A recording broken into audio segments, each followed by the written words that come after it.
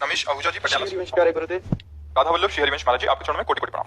महाराज जी, श्रीमद् भगवत गीता जी में भगवान श्री कृष्ण अर्जुन जी से कहते हैं कि तुम मेरी शरण में आ जाओ, मैं तुम्हें सारे समस्त पापों से मुक्त कर दूंगा। परंतु महाराज जी, जब भक्तों के जीवन में प्रतिकूलता और कष्ट आते हैं, वो उनकी परीक्षा होती है प्रारब्ध। महाराज जी कृपया मार्गदर्शन करें। देखो, सारे पाप नष्ट हो जाएंगे। पाप शब्द है ना, प्रारब्ध तो नहीं कहना, तो बस शब्द पे, वकालत शब्द पे होती है। सारे पाप में संचित पाप जो हमारे जमा जन्म जन्मांतरों के, वो हो गए। आगे जो हमसे पाप बन जाएंगे वो हो गए। वर्तमान में जो हमसे गलती हो रही वो हो गए। लेकिन जो पूर्व पाप से निर्मित हमारा शरीर है, उसका पहले से बात हो चुकी है कि 10 वर्ष में आपको चोट लगेगी, 15वें वर्ष में आपका ये होगा, 20वें वर्ष में ये होगा। जो विधान लिखा हुआ है वो भोगना पड़ता है। अब ना आगे है, ना पीछे है, न वर्तमान का कोई पाप है। अहम तो हम सर्व पापी भी हो। लेकिन प्रारब्ध, प्रारब्ध शब्द नहीं, मैं तेरे सारे प्रारब्ध मिटा दूंगा, ऐसा तो नहीं। ये रचना शरीर की प्रारब्ध से हुई है। प्रारब्ध 2 प्रकार के होते हैं, एक पुण्य और एक पाप। पाप का प्रारब्ध दंड रूप में आता है, कष्ट रूप में, विपत्ति रूप में, संकट रूप में। और पुण्य जो है सुविधा, उत्साह, अनुकूलता, सम्मान, इसके रूप में आता है। तो ये दोनों प्राप्त होते रहते हैं पूरे जीवन भर। भगवान के भजन से इसको सहने की सामर्थ्य मिलती है। पूर्व पाप नष्ट हो गए, आगे के पाप नष्ट हो जाएंगे, वर्तमान में जो गलती हो जाएगी वो क्षमा हो जाएगी। लेकिन शरीर जिससे बना है वो भोगना पड़ेगा। ठीक है ना? अब समझ में आ रही ना? प्रारब्ध अलग चीज है, संचित कर्म, आगे के कर्म, वर्तमान के कर्म, ये अलग चीज है। अहम त्वाम सर्व पापेभ्यो मोक्षयिष्यामि मा शुचा, तुम्हें सर्व पापों से मैं मुक्त कर दूंगा। लेकिन जिस शरीर की रचना जिन कर्मों से हुई है वो अवश्य में भोक्तव्यम कृतम कर्म शुभाशुभम, वो भोगने पड़ेंगे। इसलिए बड़े बड़े संत सामर्थ्यशाली होते हुए भी भगवान के द्वारा प्राप्त सामर्थ्य से शरीर के कर्म को भोग लेते हैं, जो पूर्व के कर्मों से थोड़ा सा हिस्सा लेकर इसका निर्माण किया गया। अभी गोदाम जमा था तो हरि ने उसमें आग लगा दी, आगे जो गलती होगी उसमें आग लगा दी, वर्तमान में जो हो रही वो क्षमा कर देंगे, बड़े कृपालु हैं। लेकिन जो रचना हो गई उसे भोगना पड़ेगा। समझ पा रहे आप?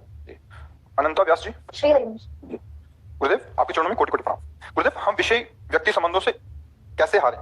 बस यही बात यहाँ पहले सुधार करनी, पहले अपने को विषय नहीं स्वीकार करना। मैं प्रभु का पहले बात करो। यहां से हमारे सवाल में एक भी हासिल छूट जाए तो हल नहीं होगा। पूरा सवाल फिट कर दिया लेकिन एक हासिल जो लगाया था वो भूल गए तो आपका सवाल ठीक नहीं होगा। आप इस प्रश्न का उत्तर पाने के लिए पहले सुधार करें कि मैं जैसा भी हूं श्री भगवान का हूं। मानते हैं या नहीं मानते हैं? किसका प्रश्न? पहली बात ये स्वीकार करो, मैं श्री भगवान का हूं, है ना? भगवान के हम अंश हैं। 2 भेद हैं, एक जो आप देख रहे हो प्रकृति रचना है, और इस प्रकृति रचना को जो जान रहा है वो अलग है। पर जो अलग है उसको आप नहीं जान पा रहे, और जो प्रकृति रचित है उसे आप जान रहे हैं। प्रकृति रचित क्या है? ये शरीर है, जिसे कभी मैं नहीं कहा गया, सदैव मेरा कहा गया। मेरा हाथ, मेरा नाक, मेरा कान, मेरा सर, मेरा मेरा। अंदर जाओ, मेरा मन, मेरी बुद्धि, मतलब वो भी प्रकृति रचित है। मेरा स्वभाव कारण शरीर, वो भी प्रकृति रचित है। मैं स्वयं श्री भगवान का अंश हूं। ये आप लोगों ने सुना होगा, अगर शास्त्र स्वाध्याय करते तो पढ़ा होगा, ना सुना हो तो सुन लीजिए। आप ना पुरुष हैं ना स्त्री हैं। पुरुष स्त्री ढांचा है, पोशाक है आपकी। आप भगवान के सच्चिदानंद अंश हैं। यहां से सवाल हल होना शुरू होगा। आपने माना मैं भगवान का अंश हूं, भूल से मैं अपने को स्त्री या पुरुष मानकर इंद्रियों के विलास में विषयी बन गया हूं। अब मुझे सुधार करना है, क्योंकि मैं भगवान का अंश हूं। मुझे भोगों में जो प्रियता हुई है वो अज्ञान के कारण हुई है। उस अज्ञान की निवृत्ति सत्संग से, नाम जप से, दूसरों की परहित भावना से। अगर हमारे अंदर दूसरों से सुख लेने की भावना बनी रहेगी तो राक्षस पनपता रहेगा। राक्षसी भाव जिसे कहते हैं आसुरी भाव। आसु कहते हैं प्राणों को, जो अपने प्राणों को सुखी करना चाहता है वो राक्षस हो जाता है। जैसे मानुष भक्षण, हर जीव जीना चाहता है, हर जीव को अपना शरीर वैसे प्रिय जैसे आपको मनुष्य शरीर प्रिय है। एक बार भगवान वेद व्यास जी, श्री कृष्ण द्वैपायन, महाभारत की कथा है, वो रास्ते से जा रहे थे तो एक नाली का कीड़ा निकल बड़ी तीव्रता से पार हो रहा था। उन्होंने उनकी भाषा में कहा, सब भाषाओं का ज्ञान था, कि भाई तू इतनी तीव्रता से क्यों पार हो रहा है? तो उनका, महाराज तुम्हें घर घर करती हुई ये गाड़ी सुनाई दे रही, ये आएगी और मुझे रौंद देगी, मैं मर जाऊंगा। तो बोले तुम्हें मर जाना अच्छा है, नाली के कीड़ा ही तो हो, तुम्हें दूसरी योनि मिलेगी। तो जो उत्तर दिया कि आपको श्री कृष्ण द्वैपायन व्यास शरीर जितना प्रिय है उतना ही मुझे कीड़े का शरीर प्रिय है। हर जीव को प्रिय, मतलब आप दूसरे के प्रिय शरीर का आहार कर रहे हैं जबकि आपके लिए वो निर्धारित नहीं है। आप अपराध कर रहे हैं, पाप कर रहे हैं, या राक्षसी भाव ला रहे हैं। किसके कारण? प्राणों का पोषण और सुख बढ़ेगा, इसके कारण। जो सुख भोगता भाव है यही हमसे पापाचरण करा रहा है।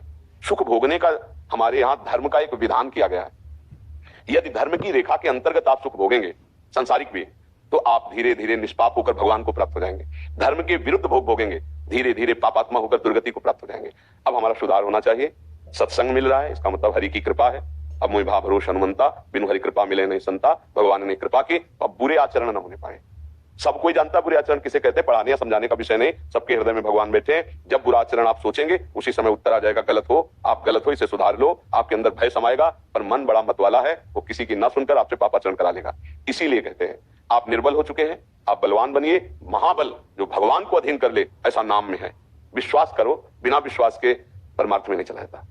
आप जैसे डॉक्टर हैं, आप विश्वास दिलाने के लिए बोलेंगे कि मैंने हजारों मरीजों को ठीक किया है। आपको विश्वास में मेरी डिग्री देख लीजिए, आपको विश्वास में जिन जिन मरीजों को ठीक किया आप उनसे बात कीजिए।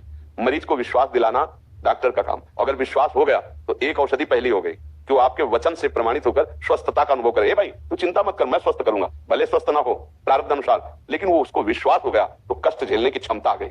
ऐसे ही ये तो प्राकृतिक डॉक्टरी है, ये भागवतिक डॉक्टरी है। पहले इसमें विश्वास होना चाहिए कि ये जो संत बोल रहे हैं अगर ये जीवन में हम उतारेंगे तो हमारा मंगल हो जाएगा। पक्का समझो, इसमें मतलब किंचन मात्र ना स्वार्थ है हमारा, ना हमारे शास्त्रों का, इसमें आपका केवल मंगल है। बोलो आपसे हमारा क्या स्वार्थ है? ये जो हम आपको उपदेश कर रहे हैं ये हमारी ड्यूटी है, हमारी ड्यूटी, हमारी सर्विस है। ये जो समाज का अन्न खाया है, समाज से वस्त्र पहने, समाज में पैदा हुए हैं, तो जो कुछ मिला है, जय मिनट है इस शरीर में, वो हमारा संसार के काम में आ जाए, जो हमें अनुभव हुआ काम में आ जाए। जिसके अंदर ये बात है कि ये पाप है, मुझे नहीं करना चाहिए, फिर भी वो बलात् कर रहा है, इसका मतलब जो उसको अनुभव हुआ कि नहीं करना चाहिए, उसके रोकने में क्षमता नहीं रही, उसकी अध्यात्म बलहीन हो चुका है। तो नाम श्री हरिवंश नाम बल लहो, जब हम राम कृष्ण हरि राधा जो नाम प्रिय हो वो नाम बार बार जपेंगे तो मेरे में एक बल आ जाएगा। मुझे नहीं करना तो फिर नहीं करना, ये तुम में क्षमता आ जाएगी। अभी कसम खाते हैं नहीं करना, पर क्षमता नहीं है तो फिर कसम तोड़ देते हैं, भाई यार मेरे से नहीं रहा गया, मतलब आप में क्षमता नहीं, आध्यात्मिक बल नहीं है। तो हम भगवान का आश्रय लेकर भगवान का नाम जप करें और जो पापाचरण जानते हैं उनको ना करें, तो इसमें महान आनंद की प्राप्ति हो जाएगी।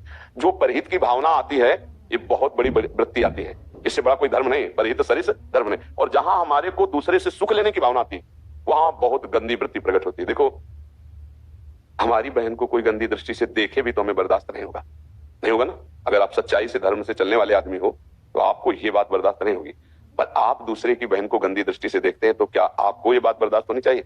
सोचो, आत्मना प्रतिकूलानी परेशान न समाचे। गंदी दृष्टि की तो बात रही, दूर रही, दूसरी बहन बेटियों को हम क्या समझते हैं, विचार करके देखें। या विपक्ष में भी वो ऐसे भाव रखते हैं तो क्या समझते हैं। यहां तक बात पहुंच जाती है कि हम परस्पर हिंसा में उतर आते हैं। व्यभिचार दोष, हिंसा दोष भारी पाप हो जाते हैं। क्यों? क्या तुम्हारा उस समय दिमाग काम नहीं कर रहा था? बोले कर रहा था, पर आपने निर्णय क्यों नहीं लिया? बोले आध्यात्मिक बल नहीं था। आध्यात्मिक बल ही आपको इनसे बचा सकता है। शारीरिक बल ये कोई खास बल नहीं है। शारीरिक बल से आप काम विजय नहीं हो सकते, आप क्रोध विजय नहीं हो सकते, आप क्रोध करके क्रोध को बढ़ावा दे सकते हैं, लेकिन आध्यात्मिक बल आपको सुधार। ये तो हमारे अंदर बैठ गया मैं विषयी हूं, मेरे को भगवान काम मिल सकते हैं, मैं पापी हूं, मैं नीच आचरण करने वाला हूं। कुछ नहीं, कुछ नहीं, आप डरिए मत। स्वप्न में हमसे पाप हो जाए तो जागृत में माने जाएंगे क्या? नहीं माने जाएंगे ना, नहीं माने जाएंगे। आज आप सत्संग सुन रहे हो तो आप मानो जगाए जा रहे हो, ए जाग जाओ, अज्ञान में तुमसे गलती हो गई, भगवान उसे क्षमा कर देंगे। आप जान गए हो ये पाप है, नहीं करना चाहिए, आज से नहीं कहूंगा, अब लो नशानी, अब ना नशा। सच्ची मानिए हमारे भगवान बहुत कृपालु है, वो क्षमा कर देंगे। हम लोग बड़े बेईमान हैं, भगवान के सामने भी कह देंगे कि आज से नहीं करेंगे, फिर भी करते हैं। उस बेईमानी को हटाने के लिए एक बल है, राधा राधा राधा, इसलिए सबसे प्रार्थना करते हैं। इसमें कोई हम नियम नहीं है देते कि भाई तुम इतने बजे स्नान कर लो, जब उठो शौचालय में हो, अपवित्र हो, पवित्र हो, कैसे भी राधा राधा राधा राधा। आप खुद देख लेना, कोई पैसा नहीं लगता इसमें, भाई हम गरीब आदमी हम नहीं खरीद सकते या हम नहीं कर सकते, बिल्कुल फ्री और महामहिमा में जो मनावे सो जपो। हम तो राधा राधा हमारा जीवन, इसलिए हम यही बोलेंगे जब हम राधा राधा राधा। तो पहला काम हुआ कि संसार में जो हमारी, जिसे अंग्रेजी में पूछा था ओवर थिंकिंग, जो हमारी सोच बढ़ती चली जा रही, हमको जलाती चली जा रही। बढ़िया भोजन रखा है, उसको पा रहे हैं, चिंतन कर रहे हैं और अधिक का, जल रहे हैं, वर्तमान का आनंद नहीं ले पा रहे, भविष्य के लिए हम जल रहे हैं। ये आपको नाम बचाएगा, ये आपको नाम बचाएगा। आपने जो पाप किए हैं वो पाप आपको दंड देने के लिए घटना बनेंगे, इससे नाम बचाएगा आपको। विश्वास कीजिए, नाम संकीर्तन में से सर्व पाप प्रणाशनम। आप कोई भी दुख भोगना नहीं चाहते, बोलो भोगना चाहता कोई दुख, फिर भी दुख क्यों मिल रहा है? आप विचार करो, क्योंकि हमसे कर्म बन रहे हैं पाप वाले, और वो पाप का फल दुख होता है। आप अपनी खेती में दाख छुहारा पाना चाहते हैं और बबूल का पेड़ बोए तो क्या आपको दाख छुहारा मिलेगा क्या? विश्वास कीजिए, हर आदमी सुख प्राप्ति के लिए कर्म कर रहा है, परिणाम में दुख मिल रहा है। इसका मतलब कहीं ना कहीं हम बीज जो बो रहे हैं उसमें गलत हो रहा है, जो हम चाहते हैं वो बीज नहीं बो पा रहे हैं। देख लो, सबको देख लो, किसी के पास 100 अरब है और बहुत दुखी है। सच्ची मानिएगा, आपको पता नहीं है, ऐसे लोगों से भी बात होती है, बहुत दुखी है। सोचो ना, रुपए का, अच्छा रुपए का क्या भोग होता है? वस्तुओं का भोग होता है। कितना भोगोगे? शरीर नाशवान है, आज नहीं तो कल नष्ट हो जाएगा। ये सुख है तो धर्म पूर्वक आचरण करो, मेहनत की कमाई से अपने परिवार का भरण पोषण करो और नाम जप करो। ये छोड़ो मैं भी सही, मैं पापी, मैं हो गया बहुत रोना धोना। थोड़ा तो सोचो, तुम हरि के अंश हो, तुम अविनाशी हो। कितनी गलत सोच में तुम गिरते चले जा रहे हो। सोच को उठाओ, जो हुआ सो हुआ, गलती हो गई, इसका मतलब मैं नष्ट थोड़ी हो जाऊंगा। गलती हो गई, मैं नष्ट नहीं होने वाला हूं, मैं अविनाशी का बच्चा हूं, अब मैं सुधार करूंगा। देखो अभी चांस है आपको, अगर इन कर्मों का फल आपको जेल पहुंचा दे, इन कर्मों का फल आपको शारीरिक दंड मिलने लगे, जैसे मानो आप बताया कैंसर, अब उस व्यक्ति की क्या हालत है जो सोच रहा मैं मरूंगा। उसने परमात्मा प्राप्ति नहीं की, उसने भजन नहीं किया, परिवार से प्रेम किया, शरीर से प्रेम, अब सब छूटने वाला है।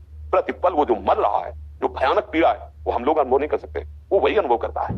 प्रतिपल भयानक पीड़ा शरीर की और मृत्यु की, और कहां जाऊंगा ये बड़ा भयावह है। इसी को दूर करने के लिए अध्यात्म है। जहां जाना है वहां का पास नहीं, वहां का पैसा नहीं, वहां के लिए कुछ नहीं, वहां ये रुपया काम नहीं करता, नाम रूपी धन काम करता है। इसलिए कबीरदास जी कह रहे, कबीरा सब जग निर्धना, धनवंता नहीं कोई, धनवंता सोई जालिए ढके राम नाम रहा। ये तो इसमें पैसा नहीं लगता भाई। नाम जप करो, अच्छे आचरण करो, तुम भगवान के अंश हो, इस बात का ध्यान रखो। ये सब छोड़ो, मैं गरीब, मैं दीन, मैं दुखी, इसीलिए हो गए हो तुम। बड़े के होके अपने को भूल गए तो फंसा लिया तुम्हें माया ने, ये कष्ट भोगा जा रहा है। नहीं नहीं, सावधान, हम जैसे भी हैं भगवान के, आचरण बुरे नहीं, नाम जप, आप देख लेना मंगल हो जाएगा। ये सबके लिए है उत्तर। प्रश्न कोई भी करे और हमें लगता है ये प्रश्न हम सबका है, उत्तर हमारा जो उत्तर होता है सार्वभौम होता है, सार्वभौम सबके लिए होता है जी। रमन अग्रवाल जी सहारनपुर से। श्री हरिवंश महाराज जी, आपके चरणों में कोटि कोटि प्रणाम। महाराज जी मेरा एक प्रश्न है, क्या कोई मानव शरीर पूर्ण रूप से दोष मुक्त हो सकता है, और यदि कोई मानव शरीर किसी भी तरह से दुर्वासनिक नहीं है तो क्या वो दोष मुक्त कहा जा सकता है, अंदर उसके अगर कोई दुर्वासना? अब इस पे एक विचार कीजिए, मानव शरीर की रचना दोष युक्त है और वो दोष मुक्त नहीं हो सकता, ऐसा नहीं कहा जा सकता। जैसे स्वर्ण का कोई भी आभूषण शुद्ध स्वर्ण का नहीं होता, उसमें कुछ मिलावट होती है, पर वो शुद्ध स्वर्ण नहीं निकल सकता, ऐसी बात नहीं है। गला के कसौटी में फिर उसका जो मिलावट है वो अलग की जा सकती है। ऐसे ही हमारी मिलावट है इस तन में, माया रचित दो कर्मों की, एक पाप कर्मों की, एक पुण्य कर्मों की। पाप कर्मों से दोष युक्त वृत्तियां उदय होती हैं और पुण्य कर्मों से गुण युक्त। जड़ चेतन गुण दोष में विश्व कीन करतार, संत हंस गुण गाहे पे परिहरिवार विकार। जैसे दूध और पानी को एक में मिला दिया जाए तो किसी की क्षमता नहीं है कि उसे अलग कर सके, हंस की क्षमता है, वो नीर छीर का बिल्कुल अलग, वो दूध पी लेगा, पानी बचा रहेगा। ऐसे ही जो तपस्या के द्वारा, भजन के द्वारा पापों का नाश कर चुके हैं, उनके हृदय में दुर्वासना होती ही नहीं है, फिर पाप कर्म होंगे ही नहीं, तो वो परम शुद्ध हो जाते हैं। उनका तन भी ब्रह्म रूप, मन भी ब्रह्म रूप और स्वयं ब्रह्म रूप। ऐसे सहज में नहीं है। सहज में आप आभूषण लेकर उसे मिलावट रहित करना चाहे तो नहीं होगा, उसको जलाना पड़ेगा, तपाना पड़ेगा। ऐसे ही जो महापुरुष तपस्या के द्वारा, तप किसे कहते हैं? तप का तात्पर्य जैसे काम है, क्रोध है, लोभ है, मोह है, ये हमारे हृदय में आकर हमको जलाते हैं और उनको हम सह जाते हैं, काम क्रोध लोभ मोह मद को, इसे तपस्या कहते हैं। और अगर हम उनके अनुसार चेष्टा करते हैं उसे विषयी पुरुष कहते हैं। विषयी पुरुष सदैव दोषी रहता है और जो इन विषयों के वेग को सह लेता है उसे महात्मा कहते हैं। देखो भगवान कह रहे हैं गीता जी में, यम ही न व्यथ्यन्ते पुरुषम पुरुषर्षभ सम दुख सुखाधीरम स्वमृतत्वाय कल्पते। हे अर्जुन, जो